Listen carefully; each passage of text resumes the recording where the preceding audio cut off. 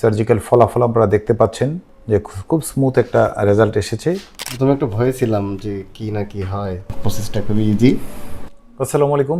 আজকে আমরা 3 জন পেশেন্টের গাইনোকোমাস্টিয়া সার্জারি করেছি।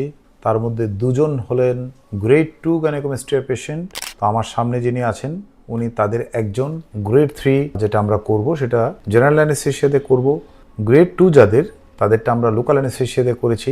তো এই যে ওনার গ্রেড 2 পেশেন্টের সার্জিক্যাল ফলাফল আপনারা দেখতে পাচ্ছেন যে খুব স্মুথ একটা রেজাল্ট এসেছে এবং এটা আমরা একটা ছিদ্র দিয়েই করি, যেটাকে আপনারা সিঙ্গেল কি হোল সার্জারি বলেন। এটা দিয়ে আমরা লাইপোসাকশন করি, এটা দিয়ে আমরা গ্ল্যান্ড বের করে নিয়ে আসি এবং এইটাতে আমরা ড্রেন প্লেস করি। ড্রেন প্লেস করার জন্য আলাদা কোনো ছিদ্র করতে হয় না বা কাটাকাটি করতে হয় না। তো বেসিক্যালি এই ভাইয়ের অনুভূতি জানবো যে আমরা লোকাল অ্যানেস্থেসিয়ার মাধ্যমে সার্জারিটা করেছি, উনি কি পরিমাণ ব্যথা পেয়েছেন এবং যে ফলাফলটা পেয়েছেন এটাতে উনি কি পরিমাণ হ্যাপি, যদি একটু বলতেন প্লিজ। ধন্যবাদ স্যারকে। আসলে প্রথমে একটু ভয় ছিলাম যে কি না কি হয়, যে কত অনেক বেশি ব্যথা পাওয়া যায় নাকি? বা এরকম একটা ভয় ছিলাম স্যার।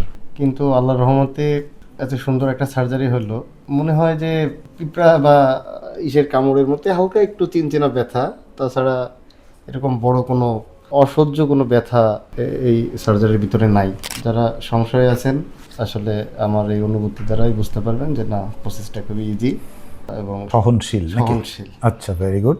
বেসিক্যালি যে এটার লোকাল অ্যানেস্থেসিয়া দেওয়া করলে কয়েকটা সুবিধা আছে, যেটা আপনি কোনো অজ্ঞান করতে হচ্ছে না, না অজ্ঞান করার জন্য ওনাকে হসপিটালাইজ থাকতে হচ্ছে না, সাথে সাথে চলে যাচ্ছেন এবং এই ক্ষেত্রে কম্পারেটিভলি প্রাইসটাও কম পড়ে। এখানে হসপিটাল কস্ট আলাদাভাবে দিতে হয় না এবং লোকাল অ্যানেস্থেসিয়া দেওয়া করলে সাধারণত ওই যে অজ্ঞানের ফিটনেসের যে পরীক্ষাটা এগুলো করতে হয় না।